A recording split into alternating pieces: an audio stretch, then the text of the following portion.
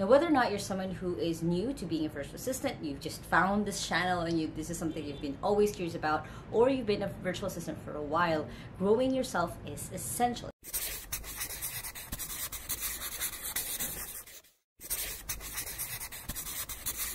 Hey there, and welcome back to my YouTube channel. Now, my goal set at this video is to walk you through the different steps that you can take to grow as a virtual assistant. Now, if this is your first time on my channel, my name is Lian Leila Caba. I've been working from home since I was 15 years old and now run my own virtual assistant company here in the Philippines.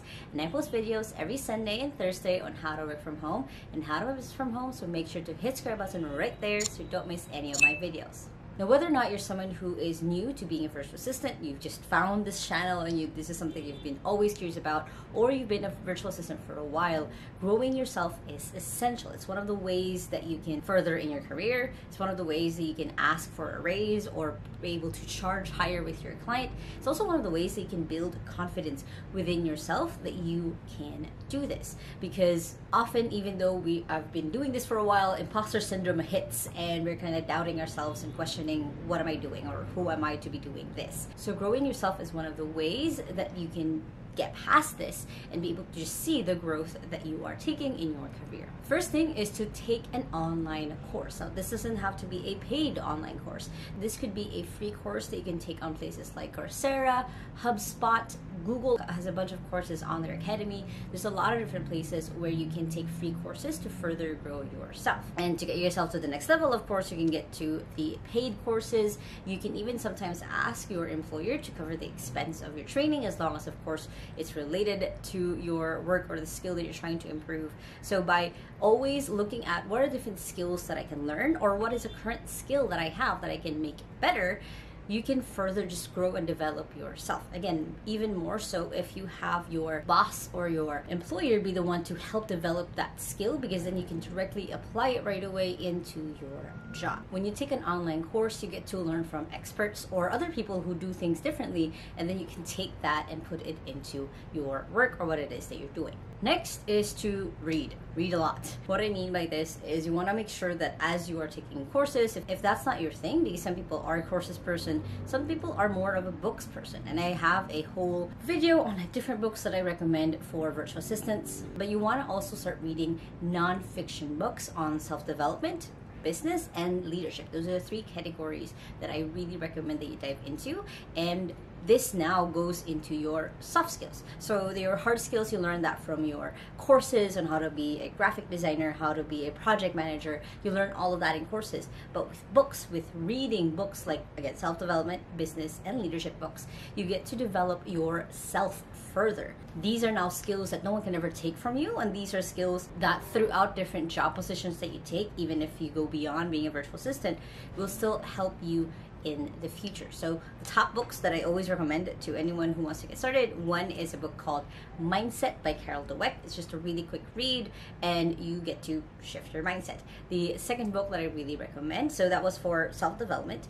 For business, the book that I recommend is the book called E-Myth, or Entrepreneurial Myth by Michael Gerber. It's one of the books that will teach you a little bit of how to think like a business owner. And it's really important that you do learn that shift, because it will help you understand why your boss made certain decisions, why different things are in this way in the business. And the third book that I recommend for, again, this is now for leadership, is a book called How to Influence and Influence People. And it's a book on how to be more sociable, how to be someone who can be empathetic with people, and how to be just a person who people can approach and feel like they can approach, which again goes into your leadership skills. And the next thing that you can do to grow yourself after you've gone through the courses, after you've read the books, is to actually take action on what you've learned.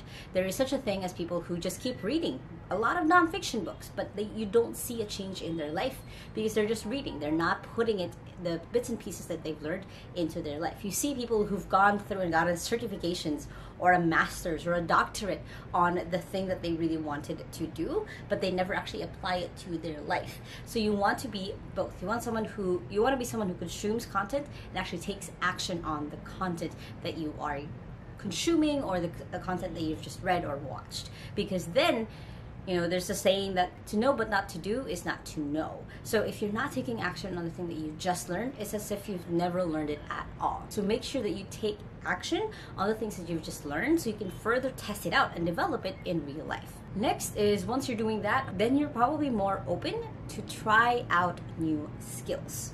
You want to challenge yourself at work, you can ask your boss for different tasks that relate to the thing that you just learned. You can ask for more responsibilities on what they think they can give more to you. And I've said this in other videos, but the more that you can take away from your boss as a virtual assistant, the freer that they would be to be able to do more for the business, to be able to grow it, and of course growing you in that sense. So as you start getting more and more tasks and responsibilities, you are essentially, of course, growing yourself, because you're putting yourself in a different place, you're challenging yourself in different ways, and you're able to see your own limits and your strengths. Another thing that you can do is to combine your new skills with a hobby.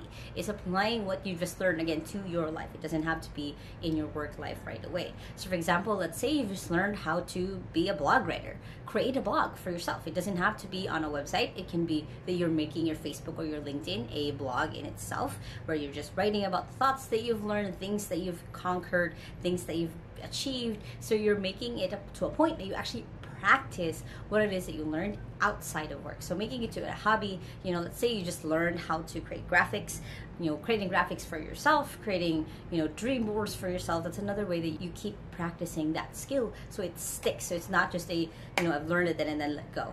It actually sticks to you long term. Next thing that you can do to grow yourself is to get a mentor. When you get a mentor, and this has to be someone who doesn't have to be so far away. So one of the things that I've kind of learned as a rule of thumb when you're looking for a mentor is look for someone who's like 2 or 3 levels ahead of you. So then they still remember what it's like to be in your position, and they've conquered it. They've gotten to the other side of it. They've gotten a few levels up even. So find someone who's like that. Don't find someone who is just a guru who's been doing this for 10 years, has been doing this for a long, long time. Find someone who's probably been doing it for, let's say you've been doing it for a year. You've been a virtual assistant, or you've been doing social media for about a year. Look for someone who's been doing it for 3 years or 4 years, because again, they still remember what it's like to be a newbie, so they can give you those practical tips on how they got to the other side.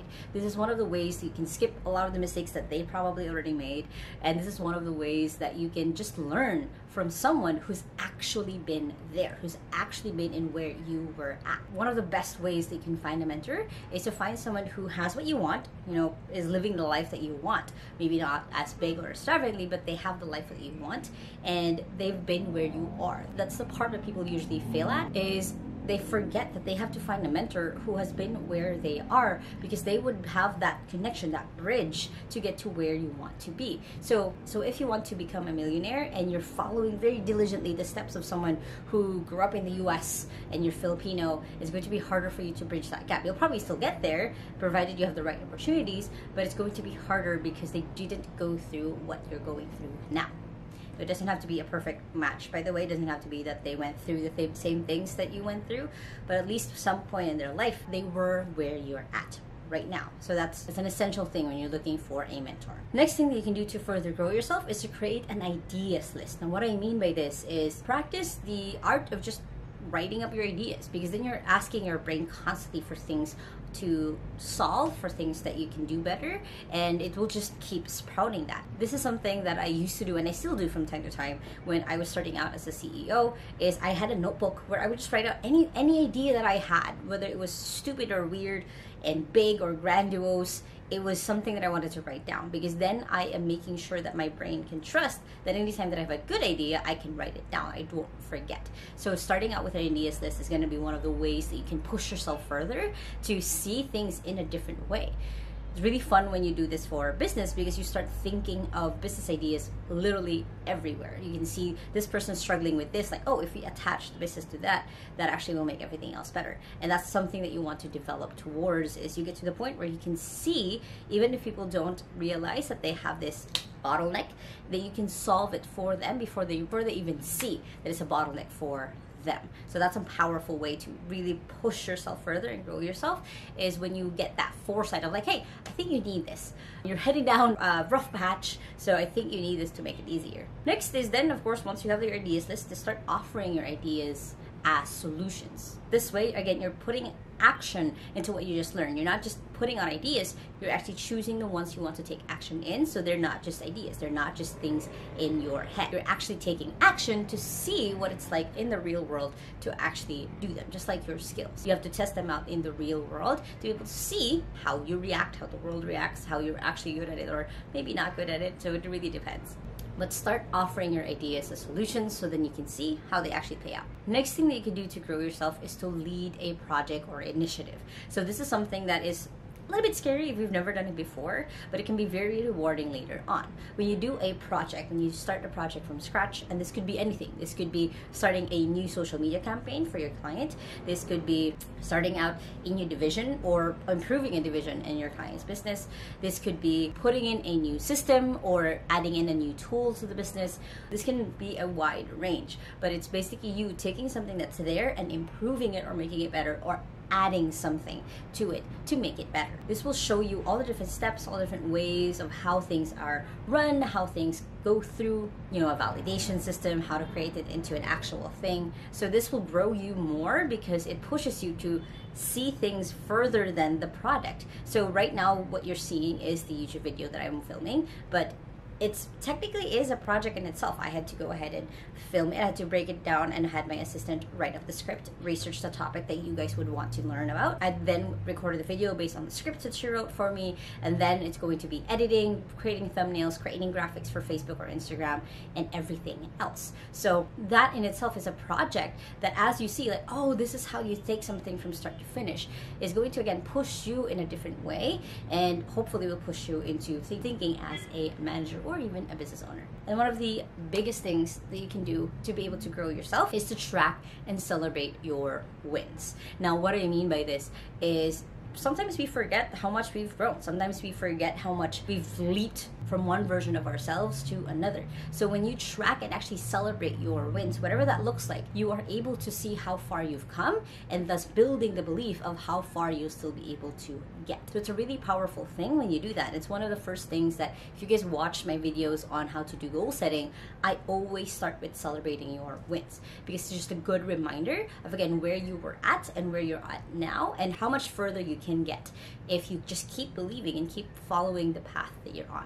Now, if you guys like this video, make sure to hit the thumbs up button right there and comment below what are different ways that you've grown yourself in the last year. Just let me know. And if you still haven't yet, make sure to hit the subscribe button right there so you don't miss any of my videos every Sunday and Thursday on how to work from home and how to have a business from home, which you guys can check out those two playlists right here and the latest video right here. I hope you guys have an awesome day. Remember that small steps matters, and I'll see you in the next video. Bye!